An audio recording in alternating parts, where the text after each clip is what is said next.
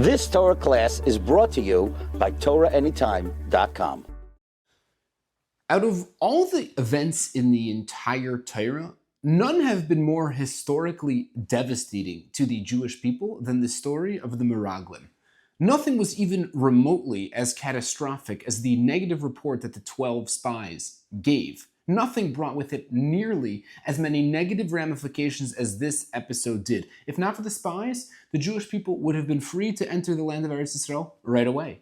If not for the spies, we would have erected the Beis HaMikdash as soon as we entered the land. If not for the spies, Moshe would have led us into the land instead of Yeshua, instilling so much Kedusha into the Beis HaMikdash that it would have never been destroyed. If not for the spies, our spiritual utopian bliss that we were waiting for would have been actualized. And yet, because of the spies, none of this materialized. Because of the spies, the entire generation was killed out. Because of the spies, we had to wait an excruciating 40 years to enter Eretz Yisrael. Because of the spies, Moshe did not lead us into the land, and the building of the Beis HaMikdash took place with other people.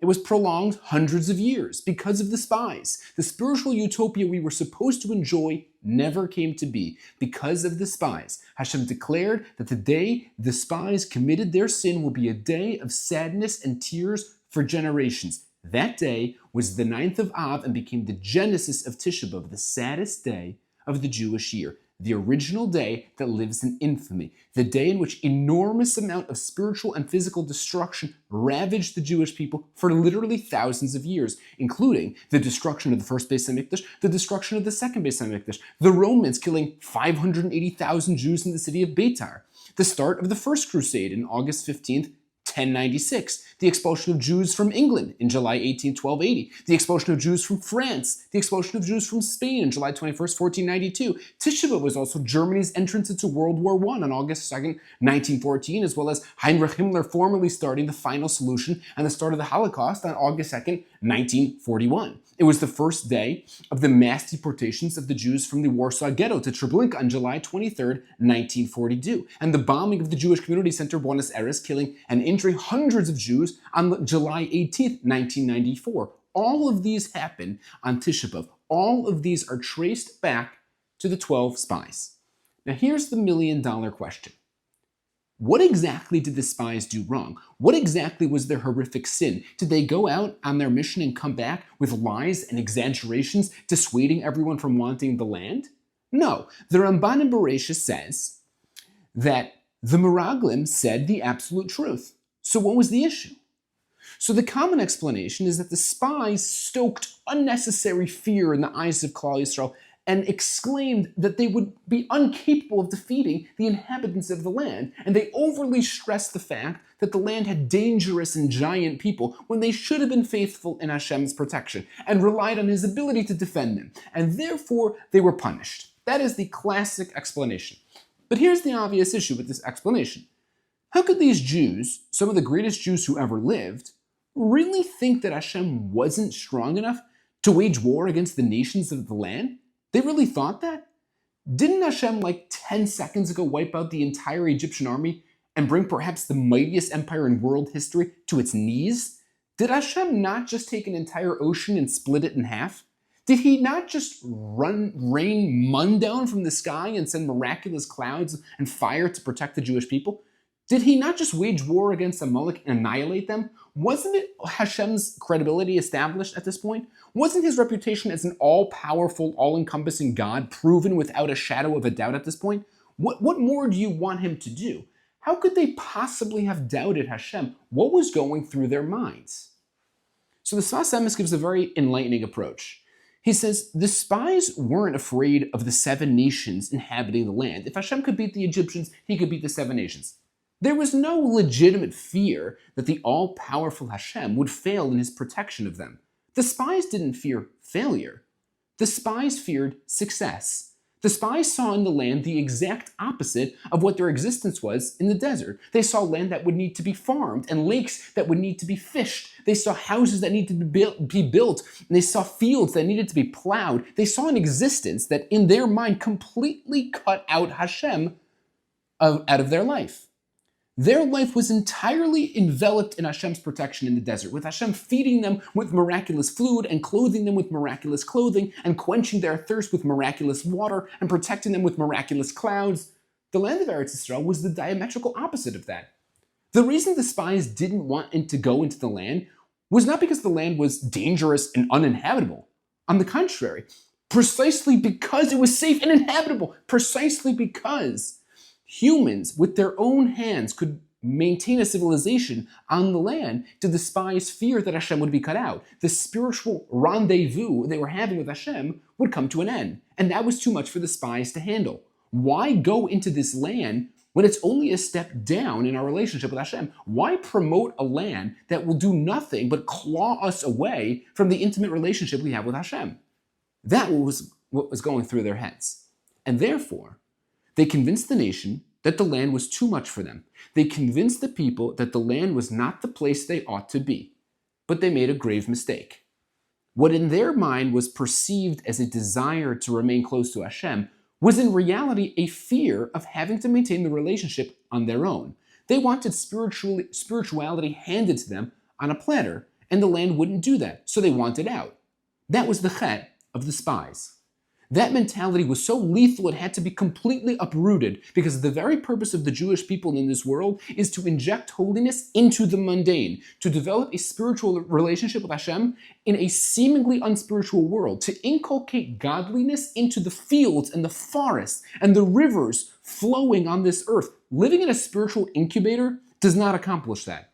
Entering the land and spiritually developing it does, which is precisely why, if you look at the Jewish calendar from a bird's eye view, something pretty odd stands out.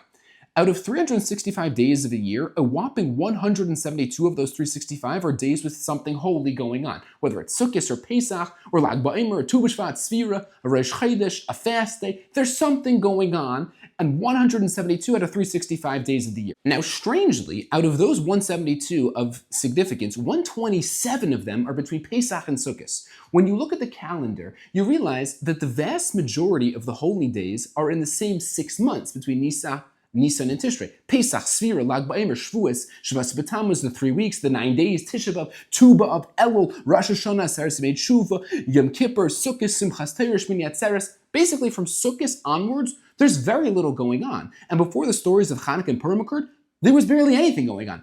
Why is that? Why would Hashem arrange the calendar in such a way? Why wouldn't he want to spread things out a little bit?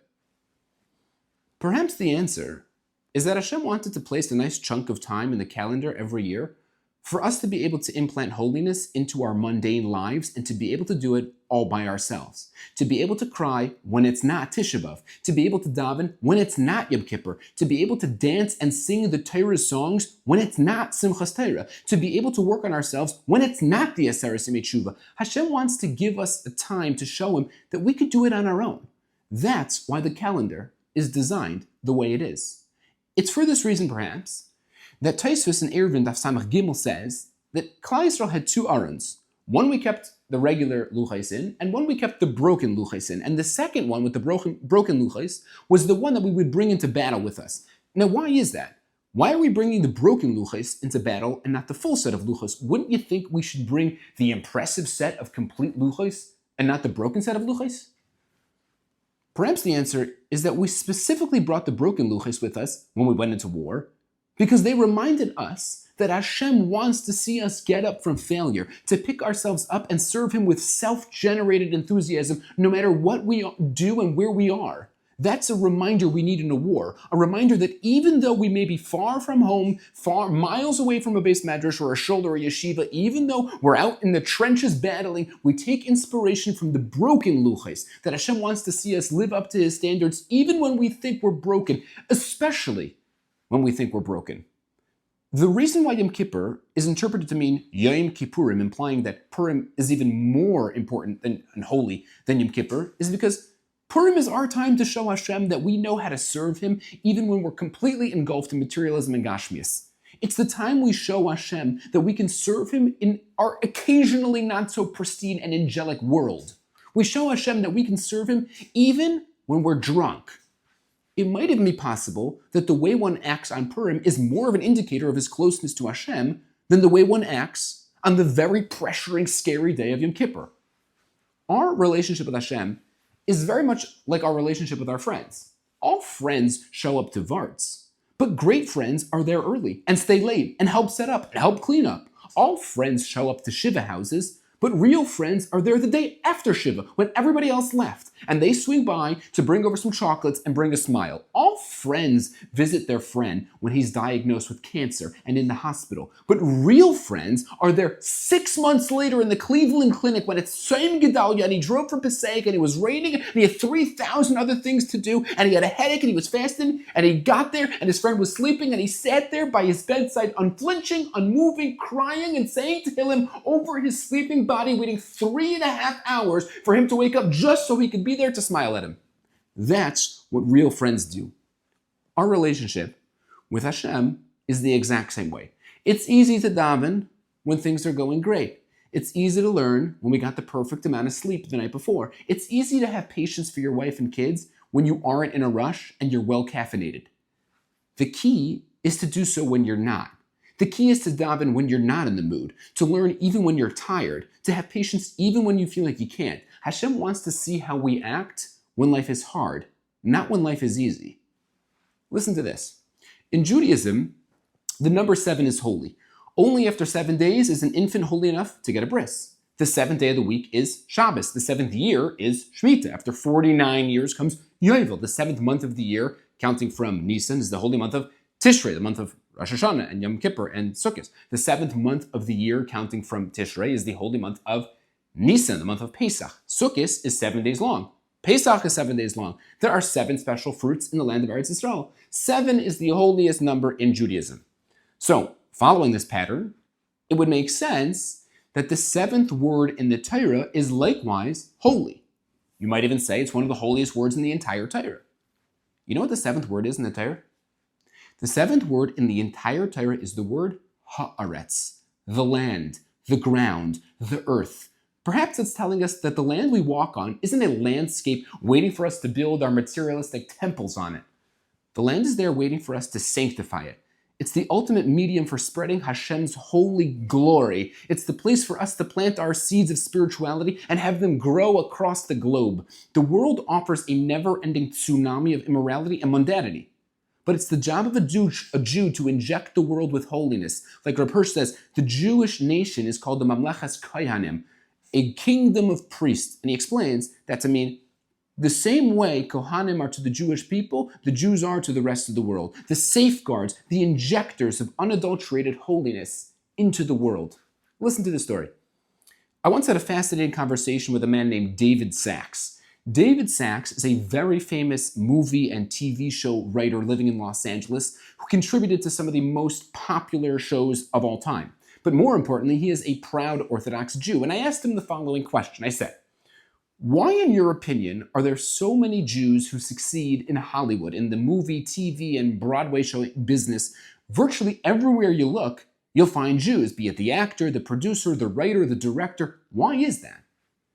So he looked at me and he smiled and he proceeded to give me a refreshingly sophisticated answer to this pretty age-old question. He said, Jews have been around a long time, from the times of Avram in ancient Mesopotamia to the times of Moshe in the desert, to the times of Shlomo Melech, to the times of the Jews in Iran or Iraq. We've lived in Italy and Spain and Germany and France and Morocco and Tunisia, from the Jews in Russia and Ukraine to the Jews in Canada and Greece and Bolivia. Jews have been through virtually every villain the world has seen and has experienced almost every triumphant leader. The Jew has been through every possible plot twist and backdrop, through every climax and every conclusion. The Jews have experienced every background and every falling action. The Jews have not only witnessed every possible form of drama on life's huge stage, the Jews have taken part in every drama on life's stage. And therefore, he looked at me with a smile. The Jew has developed an almost supernatural ability to tell stories, for the Jew has been through the duration of life stories. The Jew has seen it all. The Jew was there to teach history how to act. The Jew is there nurturing the world through its highs and through its lows. The Jew has been there as a shining light when the world got dark. The Jew, no matter where it went with the Torah in its hand, ready to bring holiness to its new destination. Every Jew has a story to tell, for we are the protectors of life's stories. That's who we are. That's what the Jewish people are all about. Being history's reminder of what holiness is. Perhaps the reason we've been sent to more countries than any other group of people on earth. Perhaps the reason we've endured more than anyone on the planet. Perhaps the reason we've had to climb every mountain and swim through every ocean and walk through every desert this earth has is because our job as the Jewish people is to take the entire universe, every inch of it, and make it holy, no matter what and no matter when. Here's another story. Nathan Strauss was one of the wealthiest Jews and people in the world in the early 1900s. And as the owner of Macy's department store, one of the largest in the world at the time, he amassed a fortune that made him one of the most influential people worldwide. And when opportunity arose for him to visit Eretz Yisrael, Nathan and his brother Isidore decided to go check out the land. And after several days of seeing the country, Nathan was very inspired, but he was also very saddened. It's so desolate, he said. So much work needs to be done. And he turned to his brother and said, Isidore, I really think we should prolong our trip and help build this land a bit. This is where the Jewish people ought to be, and we have the means to help the cause. But Isidore wasn't hearing it. What do you mean prolong our trip? We have tickets to sail on the largest cruise ship in the world, departing on its maiden voyage from England in a few days. We can't possibly miss that. I'm not staying here. And Nathan tried convincing him about how important it would be and how the Jews could be so beneficial to Jews worldwide by them staying and building up the land.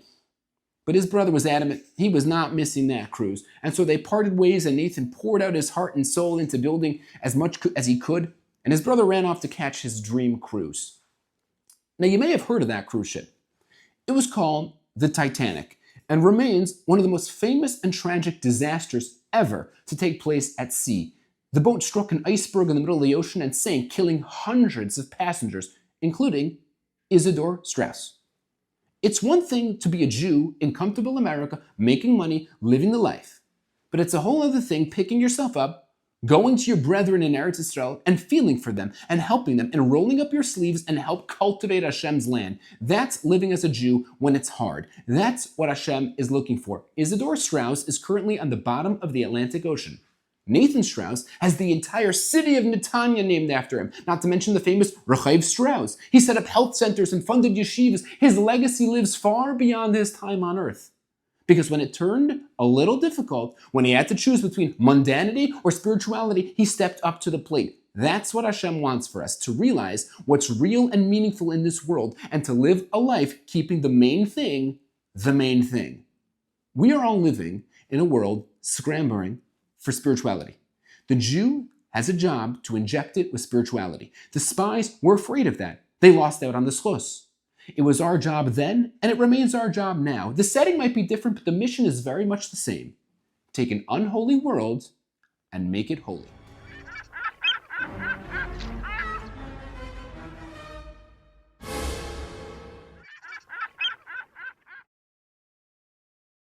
You've just experienced another Torah class brought to you by TorahAnytime.com.